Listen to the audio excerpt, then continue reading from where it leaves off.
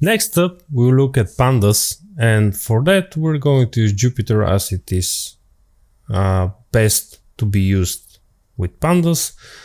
Otherwise, we can still use it in PyCharm, but we will not be able to visualize every data frame we create, and that's why usually data engineers and data scientists prefer to use notebook style coding, because they can see what they're actually working on. So in order to work with Pandas, we need to import it, and we usually import it as PD. This is how we're going to find it also on every tutorial. To get this, I'm going to open the cell. I click A when I've clicked into the cell, which should be with a blue here. If I'm writing to the cell, it will be green, and A will result in writing. So when I click onto the cell and I click A, I create a new cell above it. Then I'm going to pip install Pandas. I'm going to run it with Control Enter or Shift Enter if I want to go to the next cell. And you can see that I already had Pandas, but if you don't have Pandas, it will install Pandas for you. Then I'm going to click D 2 times, or this will delete the cell. And then I will be left at the initial stage with Pandas installed. Then I'm going to click Shift Enter, and you can see this is my third command already, and I have imported Pandas. Now, Pandas is basically a table manipulator. So there are two main objects there. pd.series, which is a column, and pd.dataframe, which is a table. In order for me to create table, I need to provide some kind of a parameter. So let's say that I'm going to create a data variable, which will be a dictionary with name. So let's say that we'll have name for the column name. This will be name for the column name. And we're going to have 3 people, which are going to be called, for example, Angela,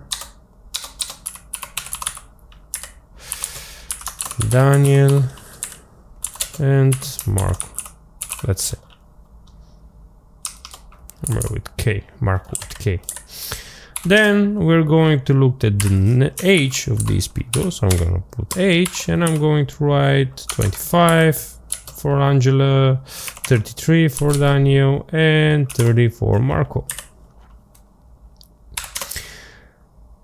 Then we can simply create this data frame with just 2 columns. So when I click data, Shift Enter, here I create this data object, and I can use it afterwards. So I have this variable dictionary with names and list as a value, and we have this list for names and this list for age. Then I'm going to do pd.dataframe, and I'm going to provide this as an argument. And you can see that we have a very beautiful table.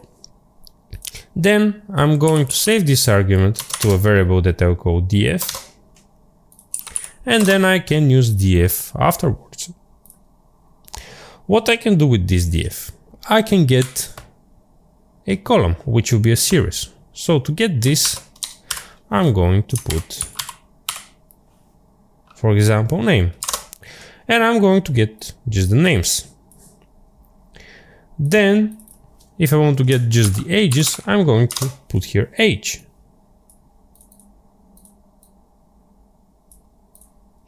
Now, if I want to get people above 30 or 30 or above 30, I'm going to put here df age bigger than or equal to 30. I'm going to get the true, false statements here. I can name this filter, for example, or because we already have a Python built-in function filter, I'm going to just write filter with an underscore. So now when I have this filter, I can provide it to data frame. And you can see that we have Daniel and Mark, which are above 30. And Angela, we don't have it into this output because she is 25. I can also group by a value. For example, here actually I cannot do it because we have just unique values. But let's say that we have another Marco, which is 32. So now what we have here is two Marcos that have 30 and 32 years. If I want to see the average age of each unique names, I can do a, let me just delete the other cells. I can do a group by, and I'm going to group by name. And then when I put agg as a next function, I can provide a type of aggregation that I would like to use in a dictionary. For example, I open here a dictionary and I want the age to be average. Mean. Now we see for each of the names the average age. So we have one Angel and one Daniel, that's why we have 25 and 33. And then we have two Marcos, one is 30, the other is 32. So now we have 31 as an average. I'm going to add another Angela. And she's going to be 31, let's say. Now we have Angela with an average age of 28.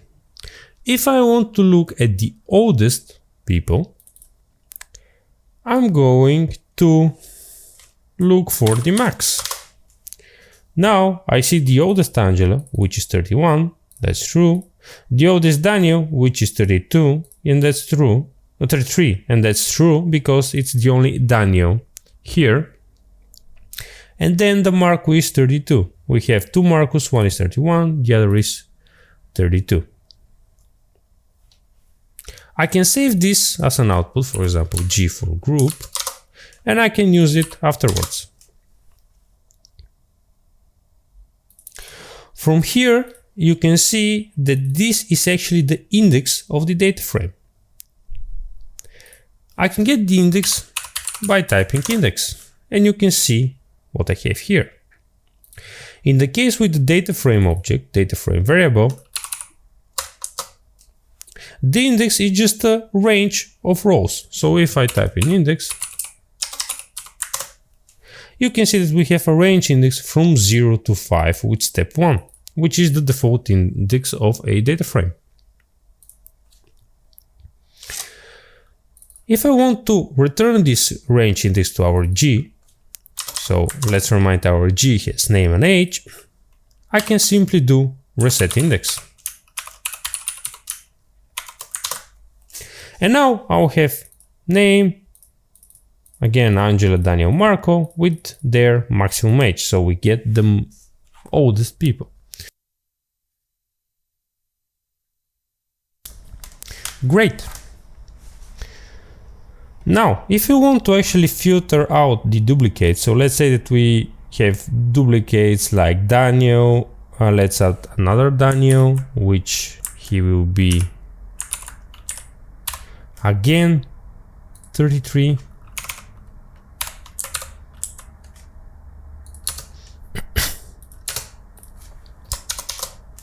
I'm going to delete the rest here. So we have two Daniels and this like a duplicate. Let's say this is the same Daniel. So what I can do is I can drop duplicates like this. Now we have just one Daniel. And you see again that our index that the second line was set, which is 2, is now deleted. We can use, on top of this, we can use reset index. And now we have again the reset index here, but we have also the old index here. We can specify drop to be equal true, and now we will drop this index column. You will be able to see the most commands that you need in Pandas into the next tutorial into a file that you'll be able to read at your own pace.